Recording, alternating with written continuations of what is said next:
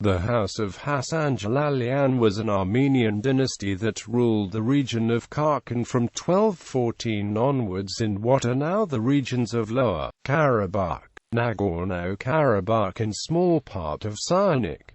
It was named after Hasan-Jalal Dawla, an Armenian feudal prince from Khachen. The Hasan-Jalalyan family was able to maintain its autonomy throughout several centuries of foreign domination of the region by Seljuk Turks, Persians and Mongols as well as the other Armenian princes and meliks of Khachen, saw themselves as holding the last bastion of Armenian independence in the region. Through the many patronages of churches and other monuments, the Hasan-Jalalyans helped cultivate Armenian culture throughout the region. By the late 16th century, the Hasan-Jalalyan family had branched out to establish melikdoms in Gulistan and Jabid, making them, along with Khachen, Varanda and Dayak, a part of what was then known as the melikdoms of Kamsa.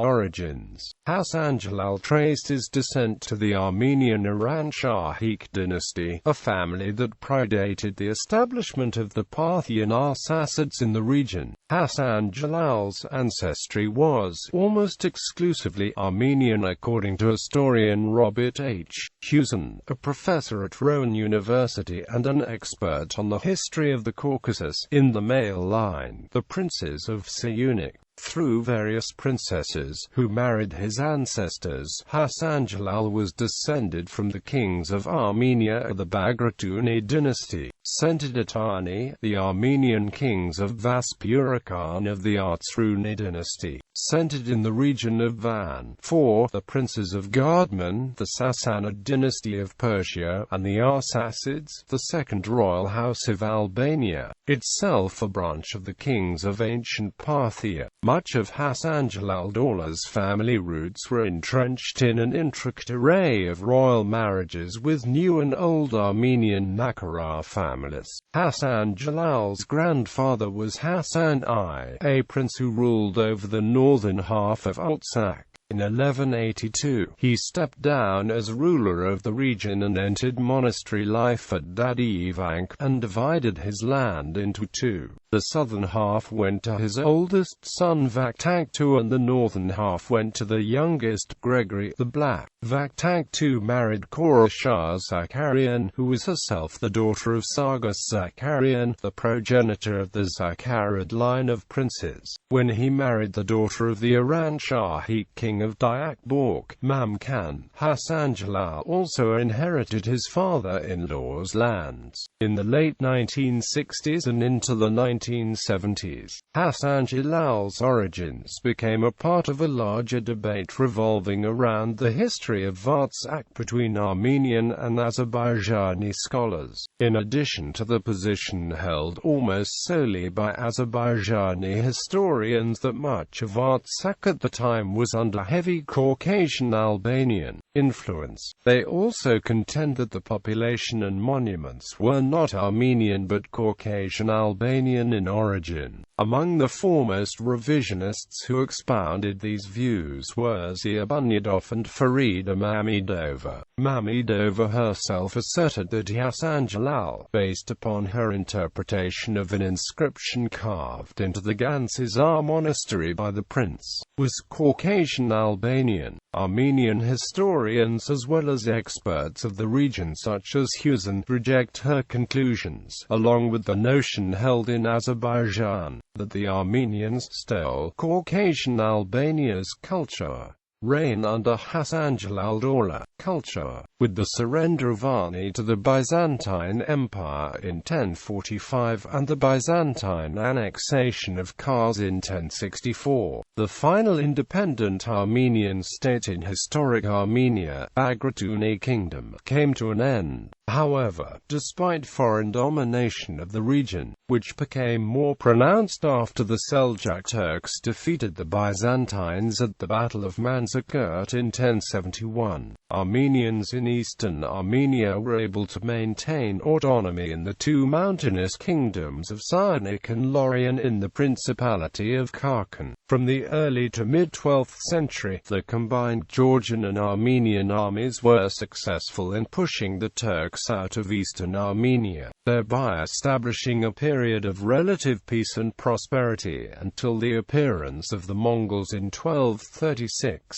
Khachen used to be a part of Syunik until numerous Turkish invasions severed it from the rest of the kingdom. The reign of the Hasan-Jalalian family was concentrated around the Terta and the Khachen rivers. Hasan-Jalal's birth date is unknown. However, his reign, beginning in 1214 and ending at the time of his death sometime between 1261 to 1262 in Kazvan, encompassed both Artsakh and the surrounding Armenian regions. When his father Vaktank died in 1214, Hasan-Jalal inherited his lands and took up residence in a castle at Akana in Jabid. He was addressed with the titles Tagava or Inknakal but took the official title of King of Artsakh and Bork when he married the daughter of the final king of Dayak Bork. The medieval Armenian historian Kyrikos-Gandakit extolled Hasan-Jalal in his work History of Armenia, lacing him with praise for his piety and devotion to Christianity. He was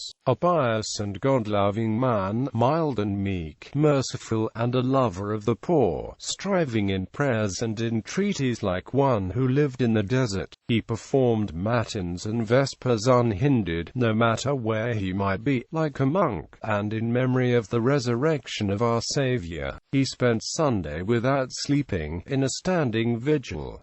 He was very fond of the priests, a lover of knowledge, and a reader of the divine Gospels. A further testament to this devotion included Hasan-Jalal's commissioning of the Gansizar monastery. Construction of the monastery began in 1216 and lasted until 1238.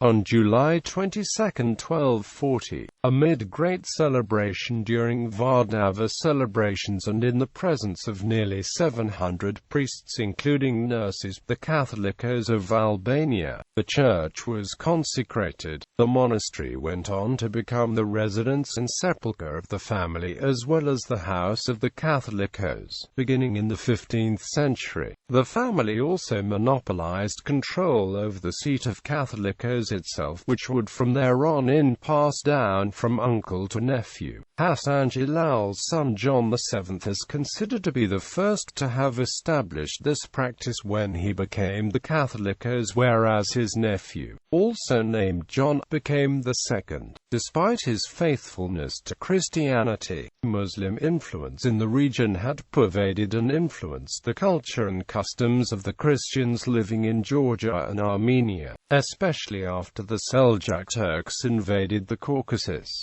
Byzantine art scholar Anthony Eastman, for example, notes that many of the outward manifestations of rule were presented through Islamic customs and titles, most notably in his depiction on his principal foundation of Gansizar. The image of Hasan-Jalal on the drum of Gansizar's dome has him sitting cross-legged, which Eastman remarks was a predominant device for depicting power at the Seljuk court.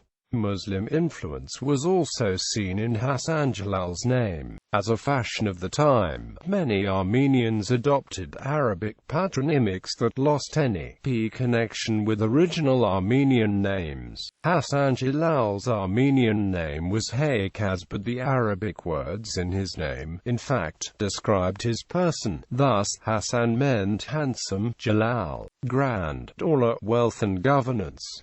Hasan-Jalal's Armenian Sinaharian, Gansizar became home to Armenia's first completed Hazmavur, a calendar collection of short lives of saints and accounts of important religious events. The idea to have a new, better organized Hazmavur came from Hasan-Jalal himself, who then placed his request with Father Israel, a disciple of an important Armenian medieval philosopher and Artsakh native known as Vanakan Vardapet. The Hazmavur was further developed by Kyrikos-Gandakit Ever since the Hazmov accorded by Hasan-Jalal became known as Sinaharian of Der Israel, it was mass-printed in Constantinople in 1834. Mongol invasion in 1236. The Ilkhanate Mongol armies invaded the Caucasus. Prior to them entering Khachen, Hasan-Jalal and his people were able to take refuge at Ishkhanbed.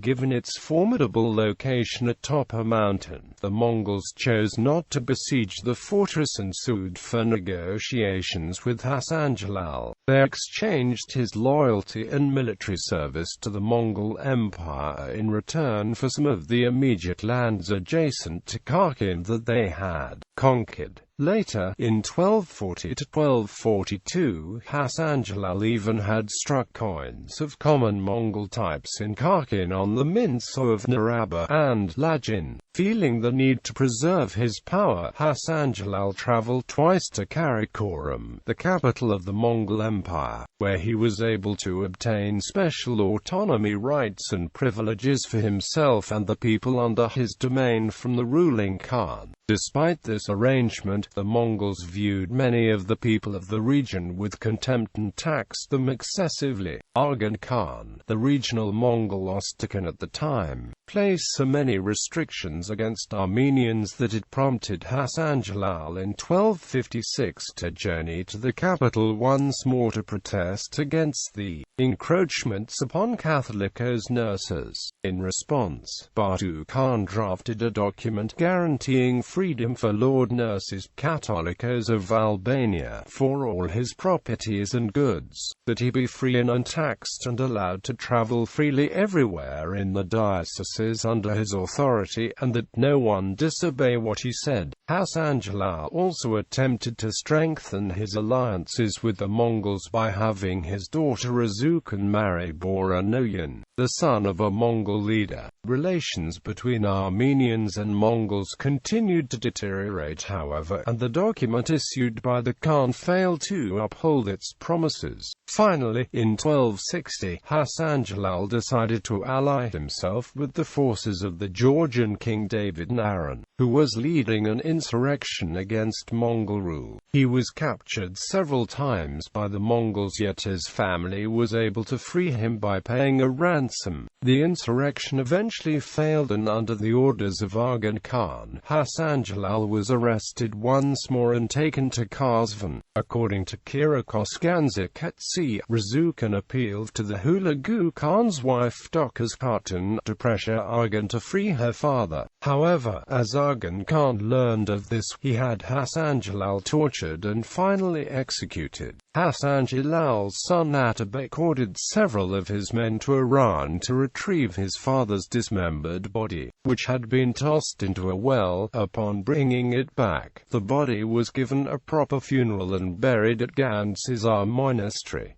Later family rule. Following his death, the family truncated Hasan-Jalal's official title to the shorter Princes of Artashk. Atabek was ordered by Hulagu to take over his father's position and held the post until 1306. His cousin Vakhtang, whose descendants would become the Melik Ivanyan family, was given control over the region of Dayak. As a method of showing the relation to Hasan-Jalal, his descendants adopted Hasan-Jalal as the surname and appended Jan to the end to form a suffix. The family funded numerous architectural and cultural projects which continue to stand today, including Gandzizar Monastery and the adjacent Church of St.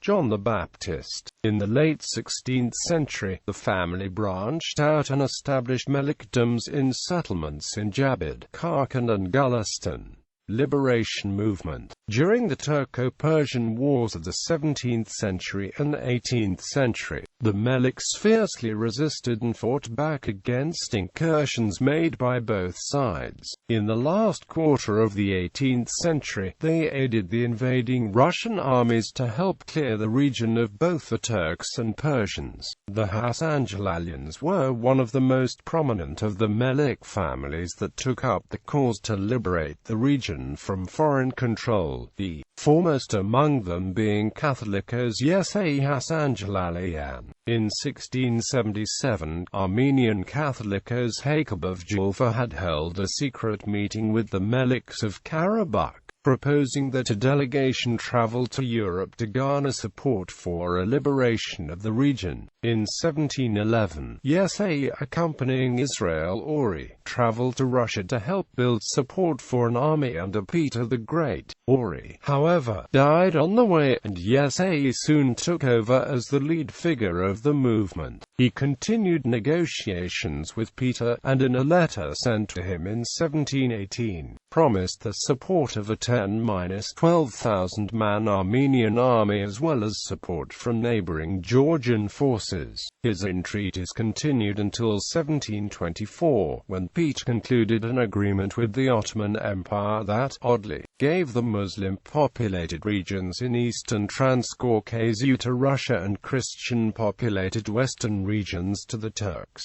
Both had just finished conquering swaths of Safavid territory comprising large parts of the Caucasus and eastern Anatolia, while the latter was disintegrating in a civil war. Russian interest in the Caucasus soon waned after Peter's death in 1725 as its leaders pulled their forces back across the Terek River, and the gained territories in the North and South Caucasus were ceded back to Iran per the treaties of Resht and Ganja of 1732 and 1735, respectively, while the Ottomans thus temporarily therefore gained the Christian regions of the disintegrating Safavids. Yesay was blamed for this failure by some of the leaders of the Armenian army as they were forced to fend for themselves against the Turkish invasions. In the course of the period from the 17th century to the early 19th century, the Jalalyan house also proliferated in the establishment of several other Armenian noble houses, including the Melik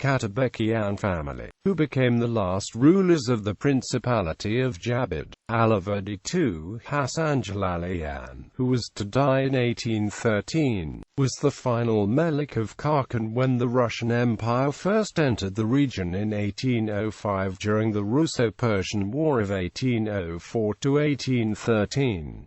In 1828, following the end of the Second Russo-Persian War, when the outcome as confirmed in the Treaty of Turkmenchay and Persia's forced ceding of the last territories it was holding in the South Caucasus, the Russians finally dissolved the office of Catholicos Hasan-Jalalyans today. At the time of the publication of Hussein's initial article in the journal reviewed as Etudes Armenian, the author was unable to trace any survivors of the house but did note that the final two Catholicoi of Albania, Hovhan XII and Sargus II, had a dozen brothers altogether, all who left a numerous progeny by the middle of the 19th century. Quote, he was also able to identify a woman named Eleonora Hasan-Jalalyan who was living in Yerevan as an artist at the turn of 19th to 20th century. In later years, Soviet sources also listed the biography of Ruben Hasan-Jalalyan, an Armenian writer, poet and lawyer who lived in the Russian Empire. One person, a man named Stepan Hasan-Jalalyan from Drambon-Martigurt region of Nagorno-Karabakh, serves as a deputy in the Armenian National Assembly. However, his ties with the royal Hasan-Jalalyan family are not known, and he may simply bear the surname only. Several artifacts of the Hasan-Jalalyans survive until today, including Hasan-Jalal's personal dagger, complete with an Armenian inscription, which is currently on display at the Hermitage Museum in St. Petersburg.